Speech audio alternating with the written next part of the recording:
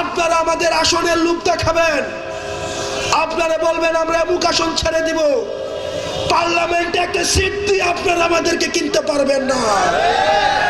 প্রিয় সহযোদ্ধা, আপনাদেরকে মাথায় রাখতে হবে, আমাদের তরুণ প্রজন্মের মধ্যে যে রাজনৈতিক সচেতনতা তৈরি হয়েছে, যে অকটু ভয় আমাদের মধ্যে একটা নেচার তৈরি হয়েছে, সেটা আমাদেরকে ধারণ করতে হবে, সেটা আমাদেরকে ধরে রাখতে হবে।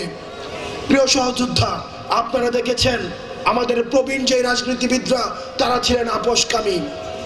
আমরা দেখেছি, আমাদের কাছে খবর আছে কারা কারা গত 3টা নির্বাচনে খুনি শেখ হাসিনার সাথে আপোষ করেছে, কারা কারা খুনি শেখ হাসিনার আওয়ামী লীগের সাথে ব্যবসায়িক সম্পর্ক ছিল, কাদের কাদের আওয়ামী লীগের সাথে আত্মীয়তার সম্পর্ক ছিল, এই জিনিসগুলা কিন্তু আমাদের জানা রয়েছে।